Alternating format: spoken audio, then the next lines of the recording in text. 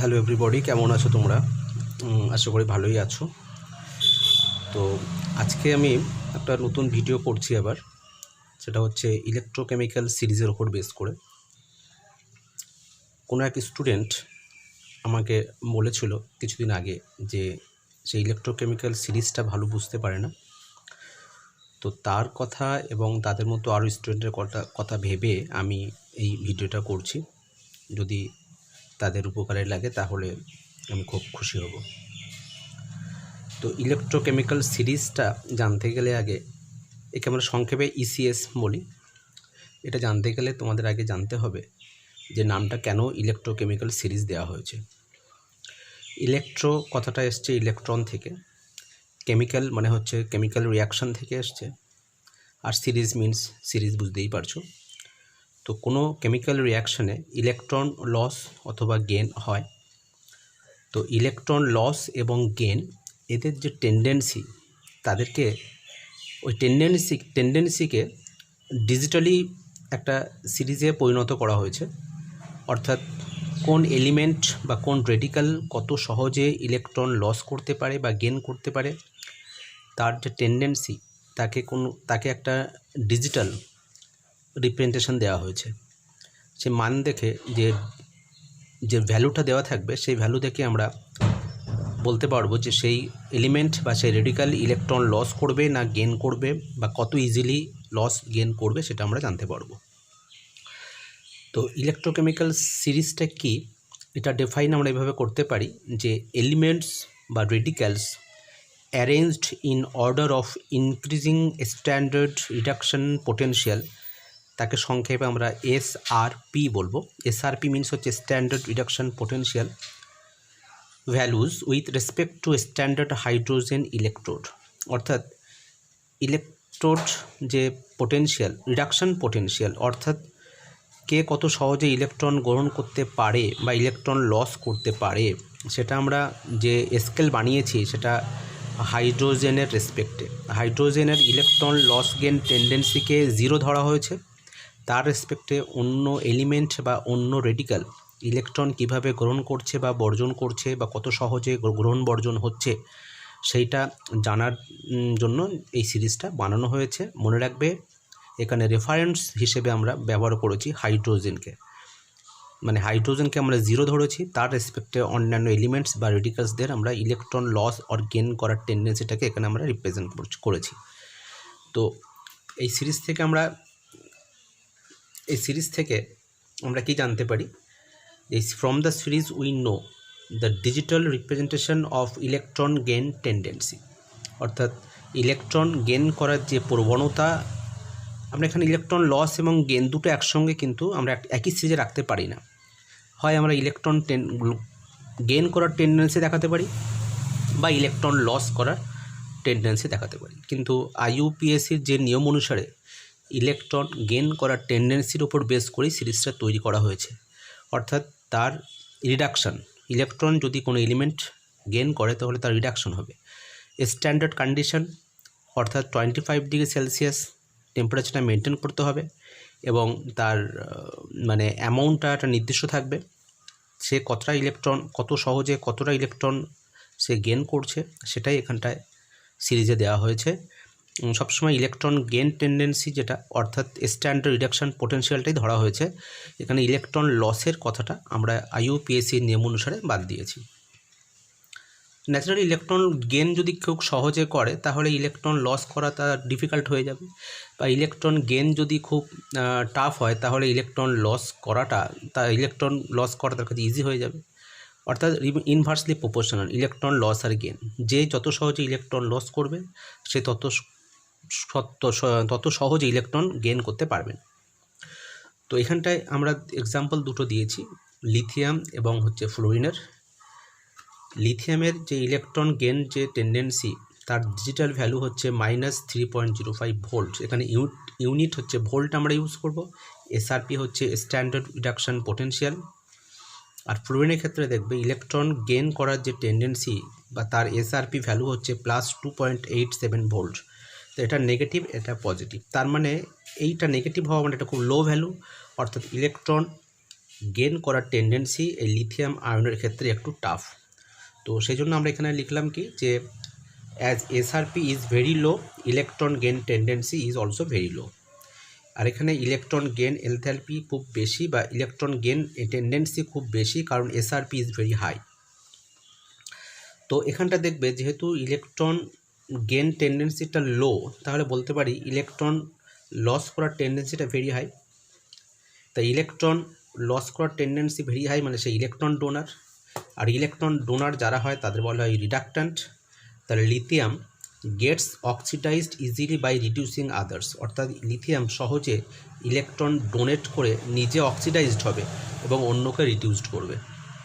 তো এইখানটায় একই রকমভাবে ইলেকট্রন গেন করার টেন্ডেন্সি যেহেতু ফ্লোরিনের বেশি, তো ইলেকট্রন অ্যাকসেপ্টার ফ্লোরিন, তার জন্য এটা খুব ভালো অক্সিডেন্ট বা জারক পদার্থ। ওই জন্য fluorine gets reduced easily by oxidising others, অন্যদের কাছ থেকে ইলেকট্রন নিয়ে নিজে বিজারিত হয়, রিডিউসড হয় এবং অন্যদেরকে জারিত করে। তো এখানে আমরা এই ভ্যালু দেখে যদি ভ্যালুটা লো হয় তাহলে সে ইলেকট্রন মানে গেন করতে চাইবে না, বরং ইলেকট্রন লস করবে, অর্থাৎ খুব ভালো রিডিউসিং এজেন্ট। আর এখানটায় ইলেকট্রন গেন করার টেন্ডেন্সি বেশি, কারণ এর মানটা পজিটিভ হওয়ার জন্য। ইলেকট্রন যেহেতু সে ভালো করে খুব সহজে ইলেকট্রন গেন করতে পারছে, তাহলে সে অক্সিডেন্ট যদি হয় সে তাহলে নিজে রিডিউসড হচ্ছে, অন্যকে অক্সিডাইজ করছে। এখানে আমি একটা রিমেম্বার বলে একটা পয়েন্ট আমি লিখে দিয়েছি যে মনে রাখবে যে হাইয়েস্ট এসআরপি ভ্যালু ফর হচ্ছে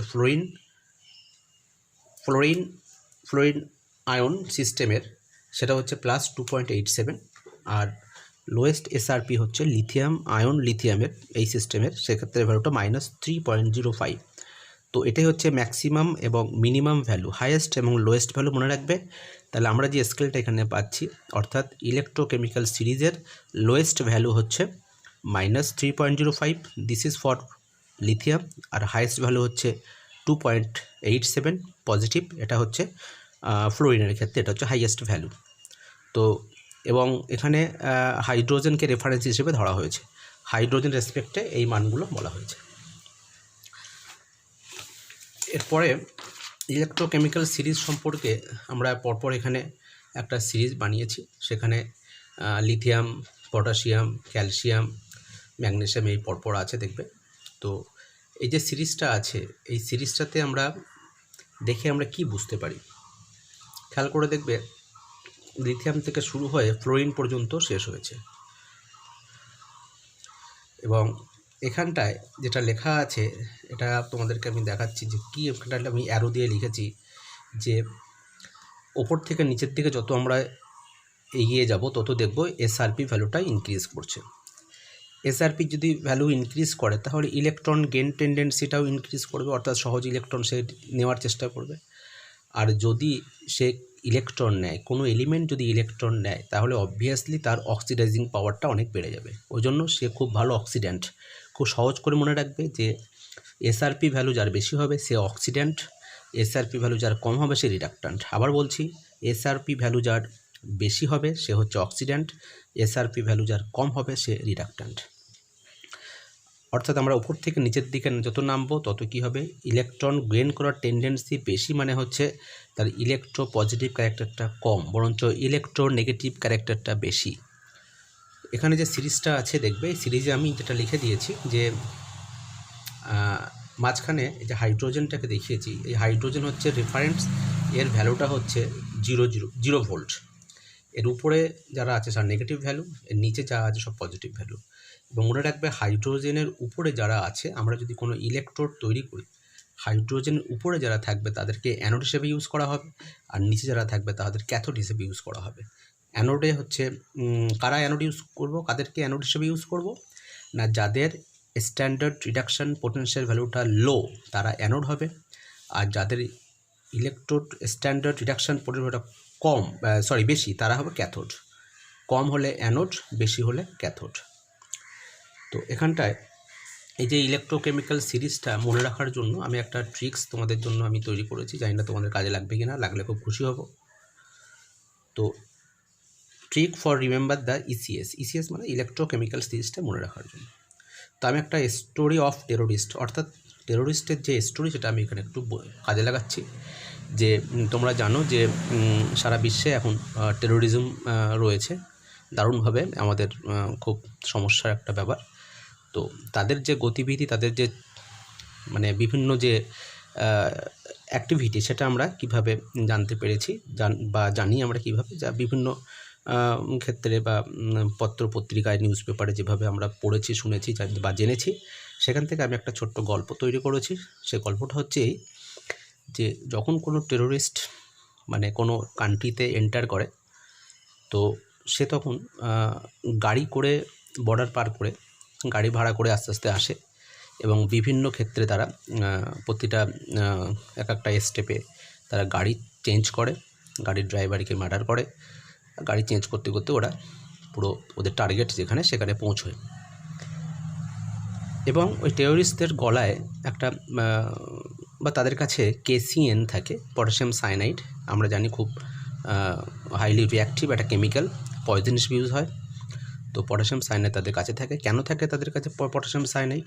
কারণ যদি তারা ধরা পড়ে তাহলে তাদের যে ইন্ট্রোগেশন হবে, জেরা হবে, সেই জেরা থেকে বাঁচার জন্য তারা আগে থাকতেই সুসাইড করে নেয়, ধরা পড়ার আগে সুসাইডটা করে।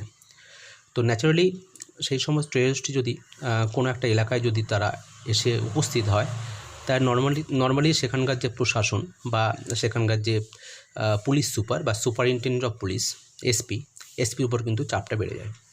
এবং সেই চাপটা কেন? তাদের ধরার জন্য, যে তারা কী ধরনের কার্যকলাপ, অ্যাক্টিভিটি কী আছে না আছে, ক্ষতিকারক কী ব্যাপার সব, এসবের জন্য ওদের উপর চাপ বেড়ে যায়। তো এই ব্যাপারটাকে আমি কাজে লাগিয়ে আমি একটা সিরিজ বানিয়েছি যাদের সম্বন্ধে সহজে মনে থাকে। সেটা হচ্ছে কি, যে স্টার্টিং হবে লিথিয়াম দিয়ে, ফিনিশিং হবে ফ্লোরিন দিয়ে। তাহলে স্টার্টিং লিথিয়াম, ফিনিশিং হচ্ছে ফ্লোরিন। এখানে আমি KCN লিখেছি, পরপর এইভাবে পড়তে হবে। KCN হচ্ছে ইউজ ফর সুসাইড। মাঝফি হচ্ছে সামথিং একটা গাড়ির company, 4 wheeler company, 4 wheeler company আমি লিখে দিয়েছি। SP হচ্ছে সুপারিনটেন্ডেন্ট অফ পুলিশ। তাহলে KCN নিয়ে টেরোরিস্ট মাঝফি গাড়ি কোম্পানির গাড়ি করে এন্টার করেছে কোনো একটা স্টেটে, সেখানকার যে SPর উপর একটা হাই মানে অনেক চাপ রয়েছে। চাপ মিনস হচ্ছে প্রেশার। তাহলে এই ব্যাপারটা যদি পরপর মনে রাখতে পারো তাহলে তুমি ইলেকট্রোকেমিক্যাল সিরিজ সহজে মনে রাখবে। তো লিথিয়াম দিয়ে শুরু, ফ্লোরিন দিয়ে শেষ।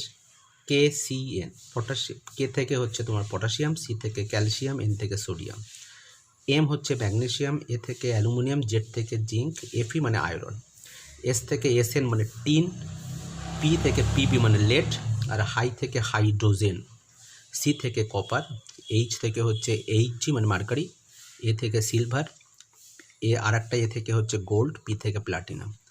তো KCN মাঝপি, SPর হাই চাপ। এই লাইনটা মনে রাখতে পারলে তুমি এই সিরিজটা মনে রাখতে পারবে। যত আমরা বাদিক থেকে ডান দিকে আমরা এগোবো তত দেখবো যে SRP ইনক্রিজ করছে, অর্থাৎ যত আমরা লেফট টু রাইটে প্রসিড করবো তত অক্সিডাইজিং পাওয়ারটা বাড়বে। তো এই হচ্ছে সিরিজ মনে রাখার জন্য একটা আমি ট্রিক্স আমি শিখিয়ে দিলাম। এটা চেষ্টা করবে, আমার মনে হয় এটা অনেকেরই কাজে লাগতে পারে।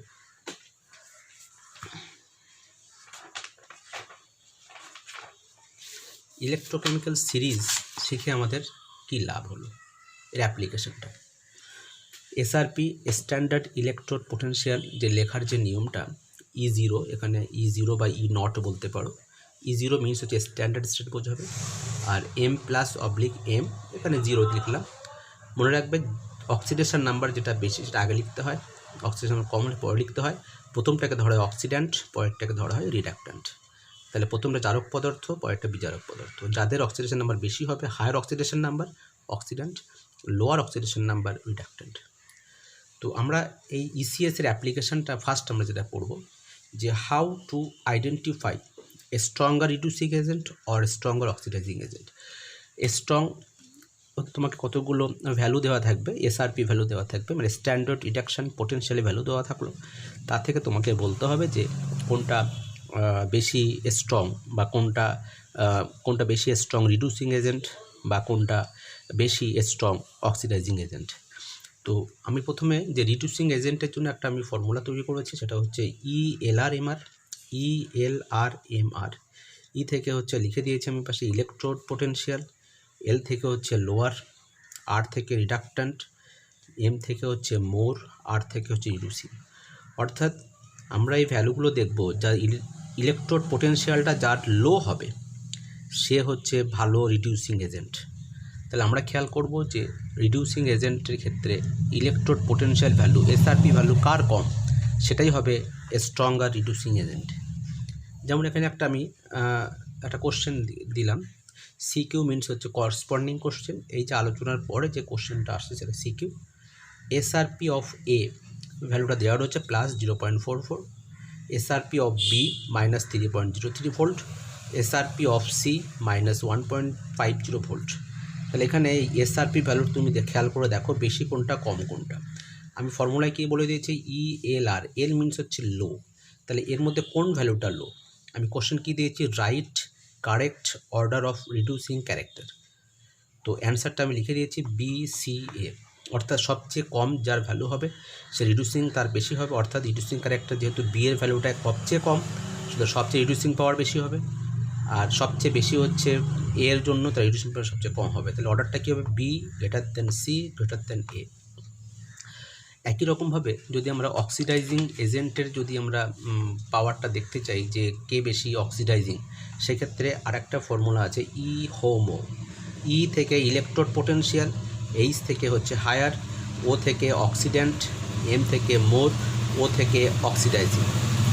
হোমো এই কথাটা শুনে একটু অনেকে হাসছো, বুঝতে পারছি, স্বাভাবিক হাসাটা, তো একটু হেসে নাও। হোমো অর্থাৎ ইলেকট্রোড পোটেনশিয়াল যদি হাই হয় তাহলে তার অক্সিডাইজিং পাওয়ারটা অনেক বেশি হবে।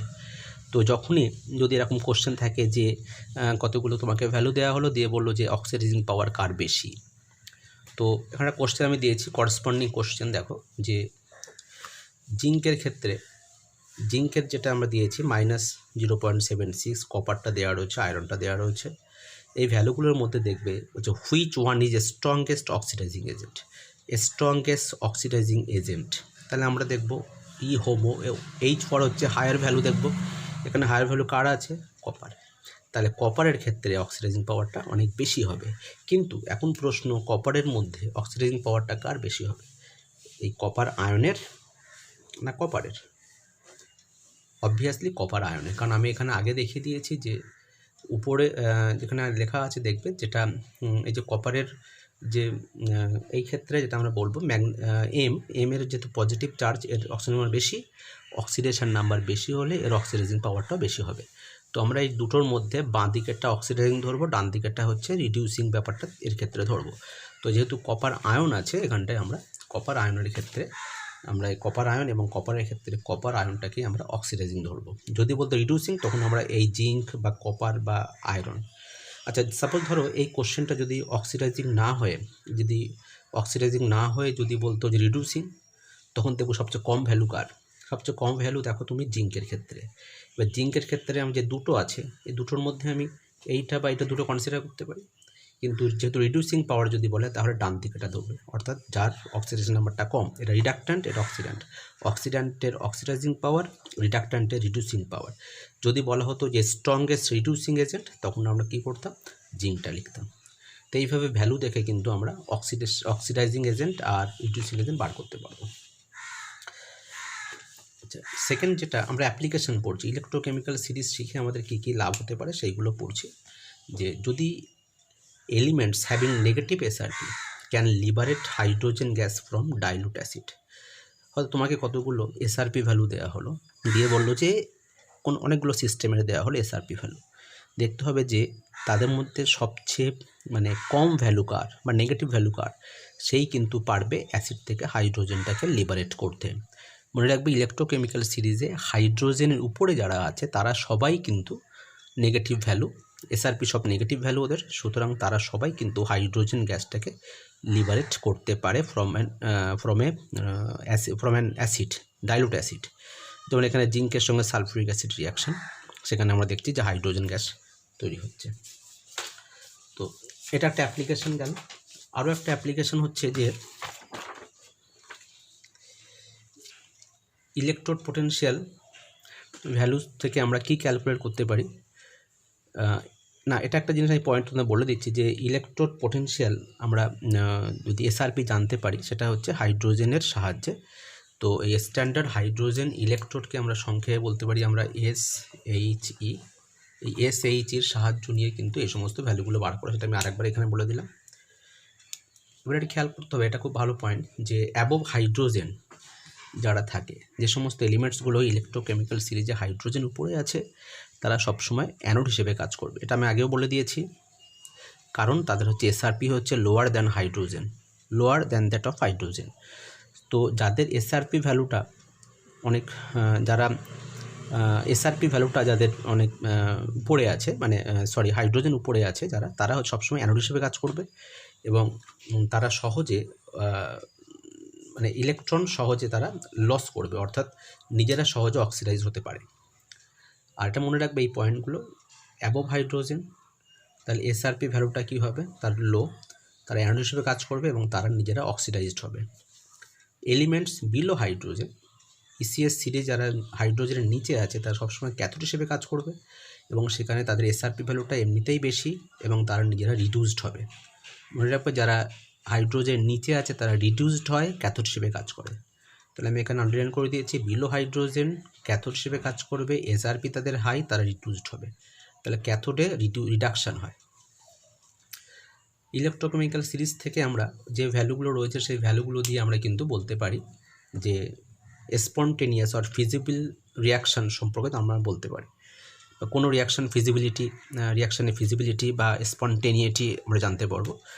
সেক্ষেত্রে আমরা EMF ক্যালকুলেট করব। EMF কথার মানে হচ্ছে ইলেকট্রোমোটিভ ফোর্স।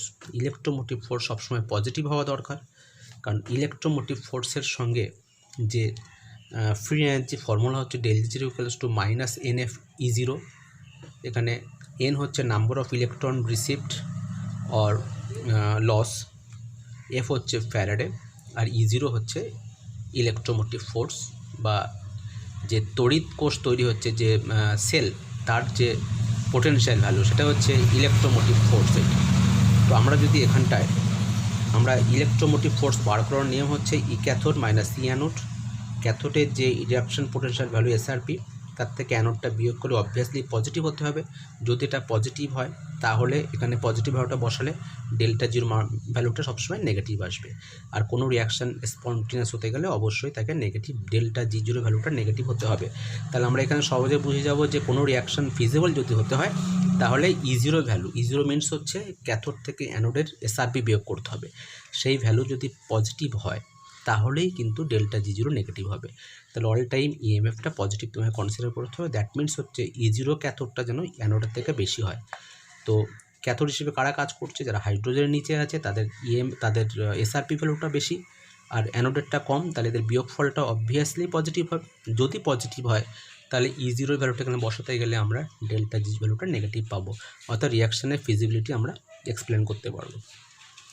এখানে আরও একবার আমি লিখে দিলাম, লো SRP, যাদের SRP ভ্যালুটা কম হবে তারা অ্যানোড হিসেবে কাজ করবে এবং তাদের ক্ষেত্রে অক্সিডেশন রিয়াকশান ঘটবে। যাদের SRP ভ্যালুটা হচ্ছে হাই তারা ক্যাথোড হিসেবে কাজ করবে এবং তাদের অবশ্যই রিডাকশান হবে। তাহলে অ্যানোডে অক্সিডেশন হয়, ক্যাথোডে রিডাকশান হয়। অ্যানোড অক্সিডেশন, ক্যাথোড রিডাকশান, এটা মনে রাখতে হবে। আমি এখানে একটা রিয়াকশান করেছি, দেখো একটা এর সম্পর্কে একটা কোশ্চেন হিসেবে আমি দিয়েছি যে কপারের সঙ্গে HCl এর রিয়াকশানে কিউপ্রিক ক্লোরাইড আর হাইড্রোজেন গ্যাস তৈরি হবে কিনা বা এই রিয়াকশানটা ফিজিবল কিনা। তো আমরা এখানে কপারের অক্সিজেন নাম্বার 0, এখানে কপার হচ্ছে +2। তাহলে আমরা এখান থেকে যদি এটা কনসিডার করি দেখবো অক্সিডেশন হয়েছে। তাহলে অক্সিডেশন যদি হয় তাহলে আমরা আগে পড়েছি যে অ্যানোডে অক্সিডেশন হয়, তাহলে এটা অ্যানোড রিয়াকশান। H হচ্ছে এখানে +1 থেকে H2 0 হচ্ছে, তাহলে জারণ সংখ্যা কমে যাচ্ছে, অক্সিজেন নাম্বার রিডিউস করছে, মানে রিডাকশান হচ্ছে। রিডাকশান যদি হয় তাহলে এটা অবশ্যই এই রিয়াকশানটা ক্যাথোড রিয়াকশান, এটা অ্যানোড রিয়াকশান, এটা ক্যাথোড রিয়াকশান। তাহলে যদি আমরা এই যে অক্সিডেশনটাকে অ্যানোড ধরি, রিডাকশানটাকে ক্যাথোড ধরি, তাহলে এটা অক্সিডেশন হচ্ছে মানে অ্যানোড, রিডাকশান হচ্ছে মানে এটা ক্যাথোড।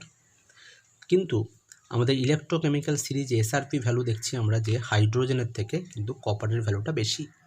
তাহলে কপারের ভ্যালু যদি বেশি হয় তাহলে কপারটা তো ক্যাথোড হিসেবে কাজ করবে, কারণ আমরা জানি যে SRP যদি হাই হয় তাহলে সে ক্যাথোড, কিন্তু কপারের ভ্যালুটা বেশি হওয়ার জন্য কপার দেখো অ্যানোড হিসেবে কাজ করেছে।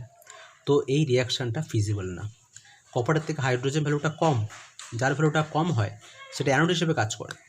ভ্যালুটা লো SRP হলেই অ্যানোড অক্সিডেশন ঘটবে, কিন্তু এখানটা দেখবে এই যে এই যে তোমার যার ভ্যালুটা কম সেখানে রিডাকশান হয়েছে এবং ক্যাথোড হিসেবে কাজ করছে, সুতরাং তাহলে এইটা হতে পারে না, অর্থাৎ এই রিয়াকশানটা ফিজিবল না। এটা আমরা ব্যাখ্যা করে বললাম। এবারে আমরা এর অঙ্ক করে আমরা বার করব যে ইএমএফ হচ্ছে ক্যাথোড হিসেবে, তাহলে কপার কাজ করছে অ্যানোড হিসেবে, আর এটা কাজ করছে ক্যাথোড হিসেবে, তাহলে ই cathode minus E anode. Cathode বলতে যদি আমরা হাইড্রোজেন ধরি তাহলে 0 মাইনাস প্লাস হচ্ছে 0.4 ইকুয়ালস টু মাইনাস 0.34 ভোল্ট, অর্থাৎ ইএমএফ ভ্যালুটা নেগেটিভ বেরোলো। যদি নেগেটিভ বের হয় ইএমএফ ভ্যালুটা, তাহলে delta G zero to minus NF E zero. N হচ্ছে number of electron loss or gain, F হচ্ছে ফ্যারাডে, আর ই জিরো হচ্ছে এসআরপি, ই জিরো হচ্ছে তোমার হচ্ছে ইএমএফ, যা ক্যাথোড এবং অ্যানোড বিয়োগ করে পাচ্ছি আমরা। তো এই নেগেটিভ ভ্যালু যদি এখানে বসিয়ে দেওয়া হয় তাহলে তুমি দেখতে পাবে ডেল্টা জির ভ্যালুটা কী হয়েছে, পজিটিভ হয়ে যাবে, অর্থাৎ স্পন্টেনিয়াসটি থাকছে না বা নন স্পন্টেনিয়াস রিয়াকশন। তাহলে কোনো রিয়াকশন স্পন্টেনিয়াস কি স্পন্টেনিয়াস না সেটা আমরা ব্যাখ্যা করতে পারবো। তো এই হচ্ছে ইলেকট্রোকেমিক্যাল সিরিজের কিছু প্রশ্ন এবং তার কিছু এক্সপ্লানেশন। ইলেকট্রোকেমিক্যাল সিরিজ কী সেটাও আমি বলেছি। এখন তোমরা এটা চেষ্টা করো ভালো করে বোঝার, যদি কারো প্রবলেম হয় আরও একবার আমাকে জানাবে। তো এটা খুব বড় একটা চ্যাপ্টার এবং এর অনেক রকমের বিভিন্ন ইউনিট আছে, বিভিন্ন টপিকস আছে, কিন্তু সবগুলো তো অল্প সময়ের মধ্যে বলা যায় না। যতটা হয় আমি বললাম, তোমরা চেষ্টা করো, একবার পড়ে দেখো, বুঝে দেখো, বারবার ভিডিওটা দেখো। যদি অসুবিধা হয় আমার সঙ্গে কন্ট্যাক্ট করো। ওকে, বাই।